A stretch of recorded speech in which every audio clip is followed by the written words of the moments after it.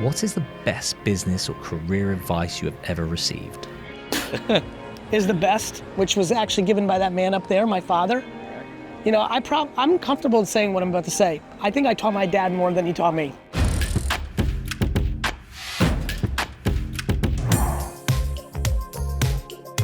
The fact that now at 48 years old, there is a substantial amount of human beings that walk around the earth that are asked, what's it really like to work for Gary?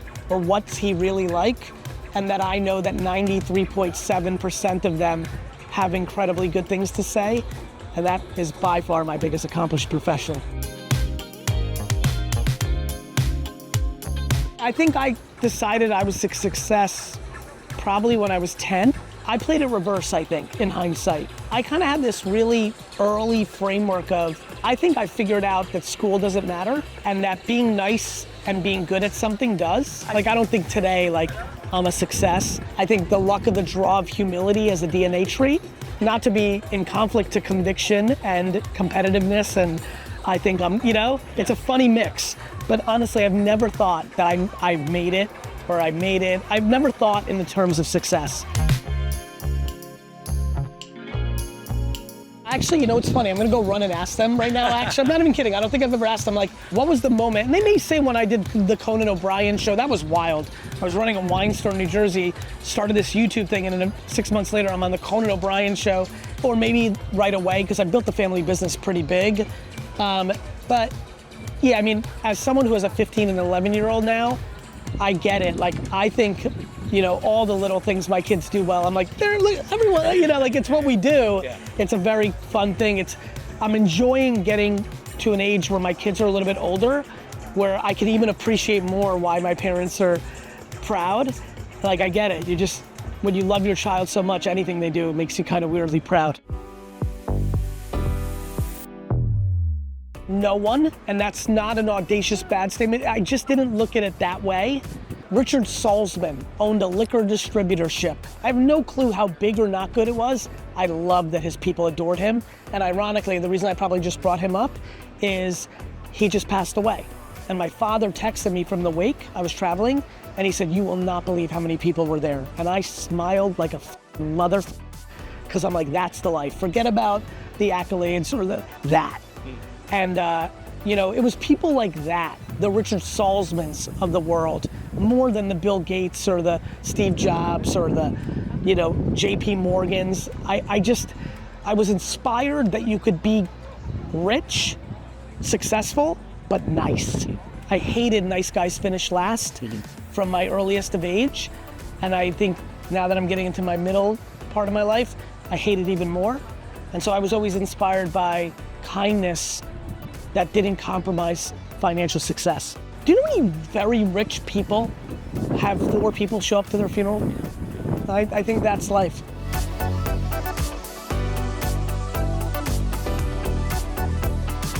Humility, belief, and on the other side, blind, audacious, optimistic conviction.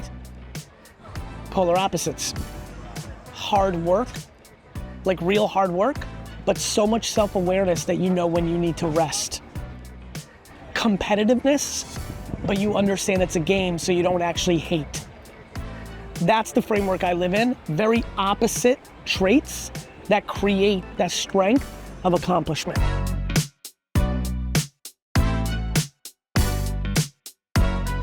Yeah, I have a framework of like aggressive perspective. Every day that something bad is going on, which is every day when you're at the scale I'm at, I just remind myself that if everything was going great and someone in my family was sick, that I wouldn't care. And so what has made me very capable is I am completely detached from my public persona and my professional success. I don't get my validation or affirmation from it. And so I would say aggressive perspective.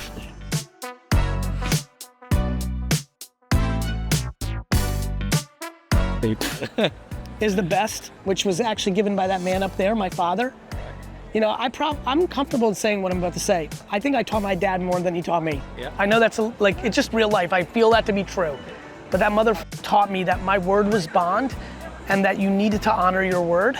And I believe with my personality of gift of gab, that there was a worse version of myself that was in the cards had I not been parented well, and he tweaked me in a way of like old school. My dad literally thinks a slight embellishment is like an aggressive lie. And that was a jolt to me because I grew up as a sales kid, and I would tell Harry, would be like, where's this from? I'd be like, oh, it was found in a rare attic. It's very, like, I would do anything to get her to buy this bell. And that is real, that my father changed the course. So that's the best advice. Your word is bond, like that matters. I mean, the worst advice was equally from the liquor business. A gentleman once told me, Gary, in retail, you can do price, selection, and service. You've got to pick 2 out of those, and that's how you build a business. And I sat there as a 22-year-old, and I'm like, you, I'm doing all 3. And I built the biggest wine store in the country, or one of them, and it was because I didn't take that advice. And it was bad advice. I think when you operate something, you should do everything you can for a customer.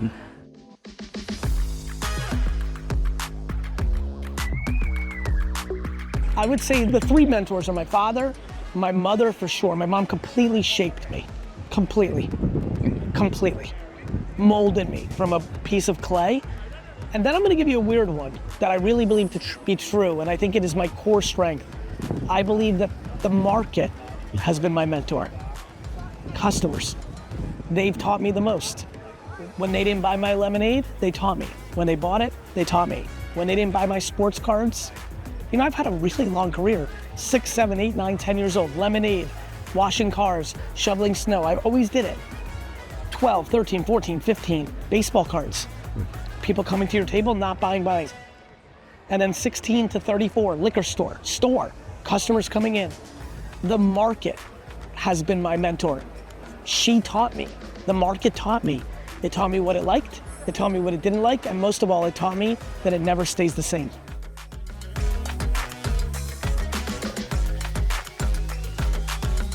Yeah. 1, humility, and I've touched on it. Do you think that you work for them? I think I work for Harriet and Dustin, not that they work for me. I understand I pay their salary. I work for them. Then, in return, they can work for it. Not me, it, the logo. So I think that's a big one. I think lead by example. I think hypocrisy destroys people. When your boss tells you to do something that she or he doesn't do, it hurts.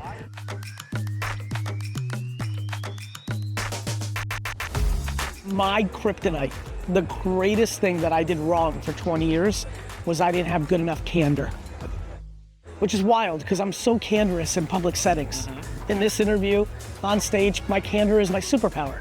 But one-on-one, even today, I would say I'm a 5 out of 10 if I had to tell Harriet and Dustin something I really needed them to fix, because I like them too much. It's too family business. And honestly, I used to think of it as my superpower, and it's my vulnerability. It's not fair to them if I'm not able to articulate, because then they don't have the ability to fix. So I would say that I wish somebody grabbed me at 25 and said to me, and my dad in a version with he did part of it, but he didn't really have the inner people skills. So I really regret, and I don't use that word lightly, it's not a word that I have a lot of, but I did not manage everybody to my best of my abilities at 25, 30, 35, 40, because I didn't have candor yet. It was the missing piece. And now I call it kind candor. Dustin, I love you, brother, but if you don't do this, I'm gonna lose the fort because everyone knows that I'm letting you get away with, these are conversations I'm starting to, and again, I gave myself a 5, which probably means it's a 4. And so, candor.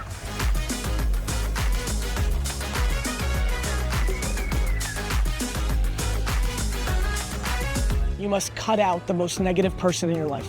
Now, if that is your mother, I'm not advocating for never speaking to your mother again. If it's your mother, I would say that you need to limit the exposure. So if you're talking to your mom who's extremely negative 3 times a day, it might need to go to 3 times a week.